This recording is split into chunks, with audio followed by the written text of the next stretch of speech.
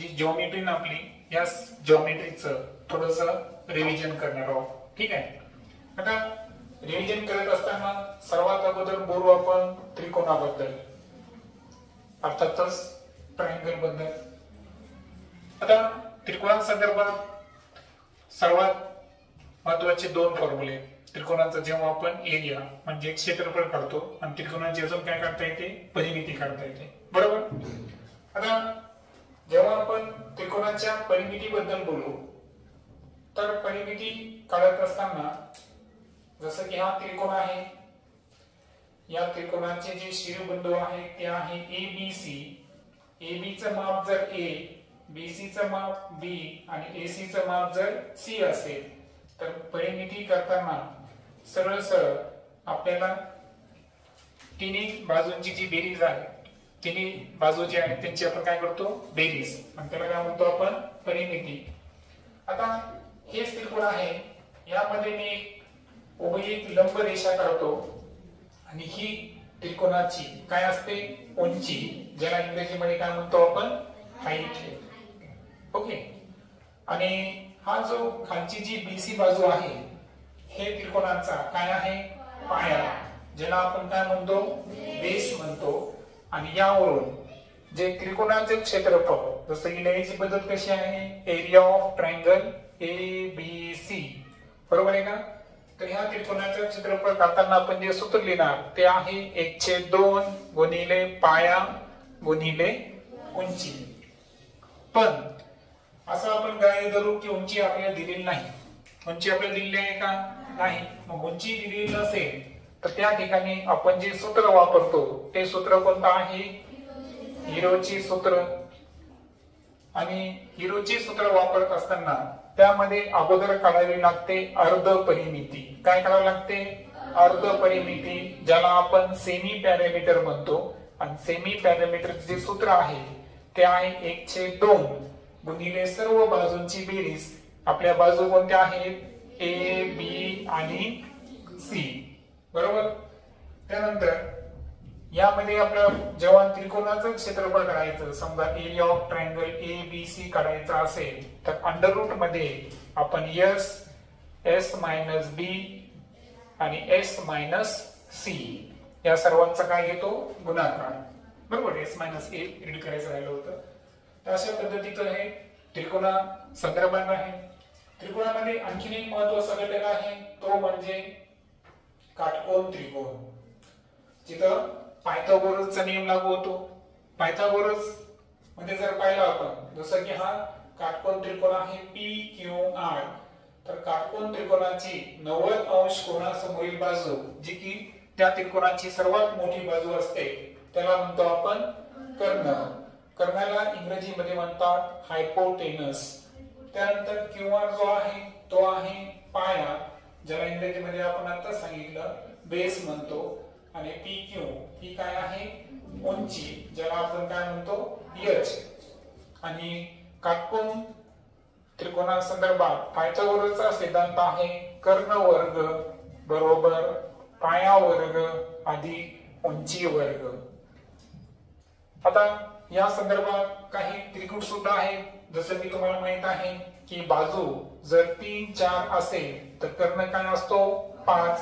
बाजू जर 6, 8 असेल तर कर्ण काय असतो, 10. तर ही पायथागोरसची जी ट्रिपल्स आहेत म्हणजे त्रिके आहेत हे ना, ही आपण लक्षात ठेवायची, जेणेकरून आपल्याला त्याचा काय होईल, फायदा होईल. तर हे त्रिकोणासंदर्भात ही आपण सूत्रे काही पाहिली आहे. त्यातही आपण जर इक्विलॅटरल ट्रायंगल घेतला, समभुज त्रिकोण, समभुज त्रिकोणाची सर्व बाजू कशा असतात, सारख्या मापाच्या असतात. मग समभुज त्रिकोणाचं जर आपल्याला क्षेत्रफळ काढायचं असेल, समभुज त्रिकोणाचे क्षेत्रफळ काय सूत्र आहे त्याचं, कोण सांगतो, सांग बघू तुझ्या.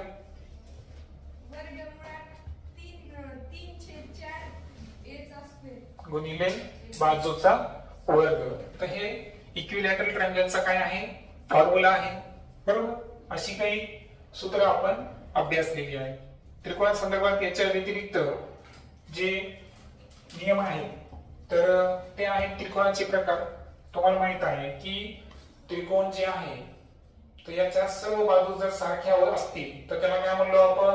समभुज त्रिकोण. काय म्हणलो? समभुज त्रिकोण, ज्याला इंग्रजीमध्ये काय म्हणतात? Equilateral triangle. त्यानंतर आपण असा त्रिकोण घेतला की ज्या त्रिकोणाच्या फक्त किती बाजू सारख्या आहेत? दोनच बाजू सारख्या आहेत. समजा ही ए आहे, ही ए आहे, पण ही बी मापाची आहे. तर अशा वेळेस दोनच बाजू सारख्या असतील तर याला काय म्हणतो आपण? समद्विभुज त्रिकोण, ज्याला आपण आयसोस्केलस ट्रायंगल म्हणतो इंग्रजीमध्ये. आणि तिसरा आहे विषमभुज त्रिकोण. तर विषमभुज त्रिकोण म्हणजे कसं? समजा आपण त्रिकोण घेतला पी क्यू आर, ही बाजू आहे ए मापाची, ही आहे बी मापाची आणि ही आहे सी मापाची. तर तिन्ही बाजू जर वेगवेगळ्या मापाची असतील तर याला म्हणायचं विषमभुज त्रिकोण. विषमभुज जो त्रिकोण आहे त्याला इंग्रजीमध्ये म्हणतात स्केलन. सो हे आहे. कशावरून प्रकार केले बघा आपण? हे बाजूवरून. कशावरून? बाजूवरून. आणि जर कोणावरून प्रकार तुम्हाला समजून घ्यायचे असेल, अँगल वरून, तर हा जो पहिला त्रिकोण दिसतोय तुम्हाला, यामधला प्रत्येक कोण हा 90 डिग्री पेक्षा कसा आहे? कमी आहे, लघुकोन आहे. आणि म्हणून या त्रिकोणाला काय म्हणतो आपण? लघुकोन त्रिकोण. त्याला इंग्रजीमध्ये काय म्हणायचं? ऍक्यूट अँगल ट्रायंगल. बरोबर आहे का? लघुकोन त्रिकोण. त्यानंतर दुसरा जो तुम्हाला माहितच आहे की ज्यामध्ये एक कोण जर काय असेल, काटकोन असेल, तर याला आपण कोणता त्रिकोण म्हणतो? Right angle triangle. आणि राहिला तिसरा प्रश्न, तर त्रिकोणाचा एक कोण जर किती पेक्षा जास्त असेल? 90 अंशापेक्षा जास्त असेल त्याला म्हणतो आपण विषमकोन त्रिकोण. त्याला म्हणायचं ऑब्ट्यूस अँगल ट्रायंगल. बरोबर. आता ही झाली त्रिकोणा संदर्भात काही माहिती. आता आपण चौकोनाबद्दल बोलूया थोडस. आता चौकोना संदर्भात जर पाहिलं तुम्ही, इंग्रजीमध्ये त्याला आपण म्हणतो क्वाड्रिलॅटरल. यामधला पहिला जो प्रकार आपण बघणार आहोत तो आहे स्क्वेअर. स्क्वेअर म्हणजे काय? चौरस. आता या चौरसाच्या संदर्भात जर आपण प्रॉपर्टीज पाहिल्या तर त्याची प्रत्येक साइड, प्रत्येक बाजू ही सारख्या मापाची असते आणि प्रत्येक अँगल हा कसा असतो? 90 डिग्रीचा असतो. कारण तुम्हाला माहित आहे की त्रिकोणाच्या 3 कोणांच्या मापांची बेरीज 180 अंश असते आणि चौकोनाच्या 4 कोणांच्या मापांची बेरीज किती असते? 360. आता गुणधर्म जे आहे चौरसाचे वेगवेगळे गुणधर्म आहेत ते तुम्ही नंतर स्टडी करायचे. सध्या फक्त आपण फॉर्म्युल्याबद्दल बोलू. तर चौरसा संदर्भात आपल्याला 2 फॉर्म्युले आहेत. एक आहे एरिया ऑफ स्क्वेअर म्हणजे चौरसाचं क्षेत्रफळ. हे काय आहे? बाजूचा वर्ग म्हणून काय लिहिणार आपण? Side square. आणि दुसरा आहे पॅरामीटर. पॅरामीटर ऑफ स्क्वेअर म्हणजे चौरसाची काय असते याच्यामध्ये? परिमिती. आणि याचं सूत्र जे आहे 4 गुणिले साइड म्हणजे 4 गुणिले बाजू. हे 2 गोष्टी तुम्ही लक्षात ठेवायच्या. त्यानंतर बोलू आता आपण आयता संदर्भात, ज्याला आपण काय म्हणतो? रेक्टँगल. आता रेक्टँगलचं पण वैशिष्ट्य तेच आहे, प्रत्येक कोण 90 अंशाचा. मात्र रेक्टँगलच्या कोणत्या बाजू सारख्या असतात? फक्त त्याला म्हणायचं अपोजिट साइड्स. काय म्हणायचं? अपोजिट साइड्स हे इक्वल असतात आणि प्रत्येक अँगल 90 डिग्री. आता यामध्ये सुद्धा 2 फॉर्म्युले बघणार आहे आपण. पहिला असेल एरिया ऑफ रेक्टँगल. तर एरिया ऑफ रेक्टँगलचा फॉर्म्युला काय आहे? Length into breadth. So L into B हा त्याचा एरियाचा फॉर्म्युला असेल. आणि जेव्हा आपण त्याची पॅरामीटर काढू, okay, so parameter of rectangle जे आहे याचा फॉर्म्युला असेल 2 in bracket L plus B or we can write 2L plus 2B. या दोघांपैकी तुम्ही कोणताही फॉर्म्युला यूज करू शकता. देन आफ्टर तिसरं आपण बोलूया सध्या पॅरलेलोग्राम बद्दल. आता पॅरलेलोग्राम ज्याला आपण काय म्हणतो समांतरभुज चौकोन. तर समांतरभुज चौकोनाचं वैशिष्ट्य आहे की त्याच्या समोरासमोरील बाजू कशा असतात सारख्या आणि त्याचे जे सम्मुख कोन आहेत अपोजिट अँगल हे कसे असतात इक्वल म्हणजे समान असतात. आता पॅरलेलोग्राम मध्ये कन्स्ट्रक्शन करत असताना तुम्हाला काय दिलेली असते हाईट. काय दिलेली असते हाईट दिलेली असते. जसं की हा PQRS हे काय आहे क्वाड्रिलॅटरल. कोणता आहे तो पॅरलेलोग्राम. आणि त्यामध्ये हा जो PT बाजू होती कोणती PT ही कशावर लंब आहे SR वर लंब आहे म्हणजे परपेंडिक्युलर आहे. तर अशा वेळेस ती झाली उंची आणि SR काय झाला पाया बेस. म्हणून एरिया ऑफ पॅरलेलोग्राम PQRS जर काढायचा असेल आपल्याला तर काय घेणार आपण half into base into height. जसं की सध्या बेस कोण असेल आपला SR आणि त्यानंतर हाईट जी आहे ती काय आहे PT. सॉरी चुकला फॉर्म्युला थोडा. ऍक्च्युअल बेस इंटू हाईट आहे फक्त ते ट्रायंगलचा आहे. Base into height. तर बेस कोणता होता SR. हाईट किती आहे PT. तर या पद्धतीने आपण एरिया ऑफ पॅरलेलोग्राम काय फॉर्म्युला आहे त्याचा पाया गुणिले उंची बेस इंटू हाईट हा फॉर्म्युला आहे. आणि बाकी पॅरामीटर तर सोपच आहे कारण याच्यामध्ये पण दोन समांतर बाजू म्हणजे जसं आयताचं काढलं तुम्ही त्या पद्धतीने याची सुद्धा तुम्ही परिमिती काढू शकता.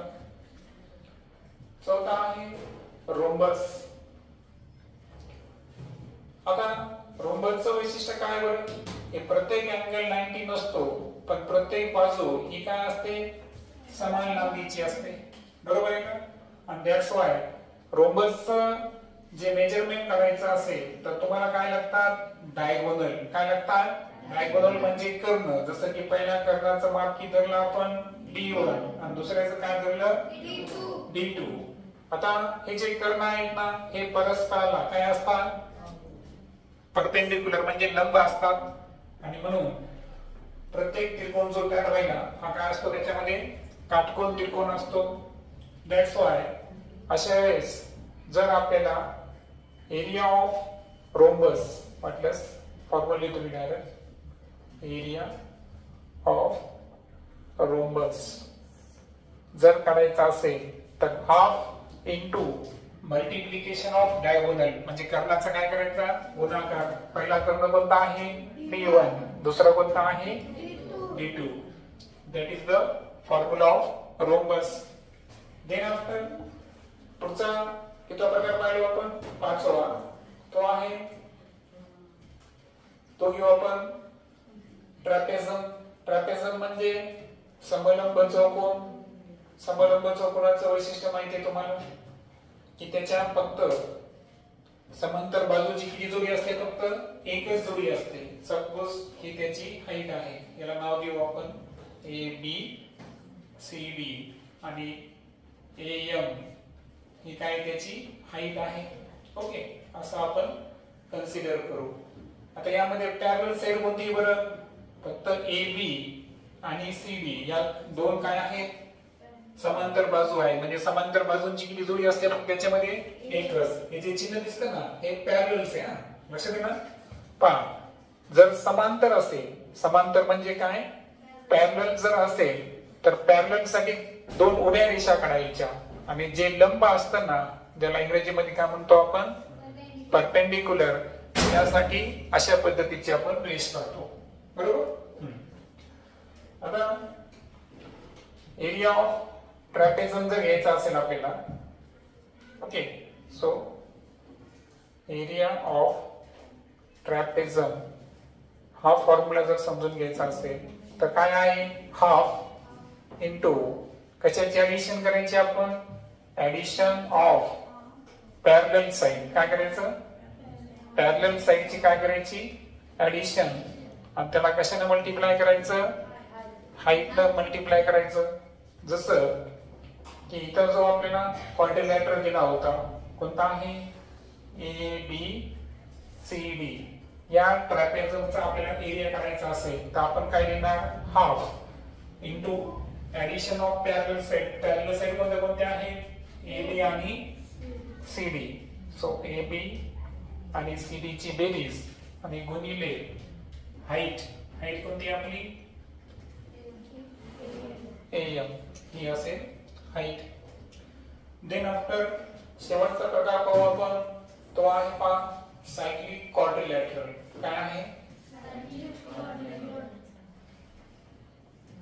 आता आपल्याला काईट सुद्धा आहे. काईट म्हणजे पतंग, पण पतंगाचे जे गुणधर्म आहेत ते सुद्धा वाटल्यास आपण अभ्यासू. अगोदर आपण सायक्लिक क्वाड्रिलॅटरल घेऊ. पहा आता सपोज एक सर्कल आहे. काय आहे, सर्कल, आणि त्याच सर्कलवर चौकोनाचे सर्व शिरोबिंदू असेल. जसं की हा आहे ए बी सी डी चौकोन, बरोबर आहे का. तर या एबीसीडी चौकोनाचं वैशिष्ट्य आहे की त्याचे चारही व्हर्टायसेस हे कशावर आहे, परिघावर, सर्कमफरन्सवर आहे. आणि म्हणून हा जो चौकोन आहे हा कोणता आहे, सायक्लिक क्वाड्रिलॅटरल.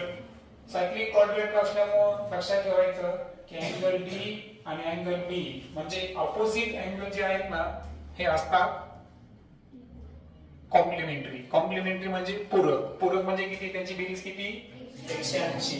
म्हणजे याच्यामध्ये जर बी आणि कोन डी यांची जर बेरीज केली तर किती येईल, 180. त्यानंतर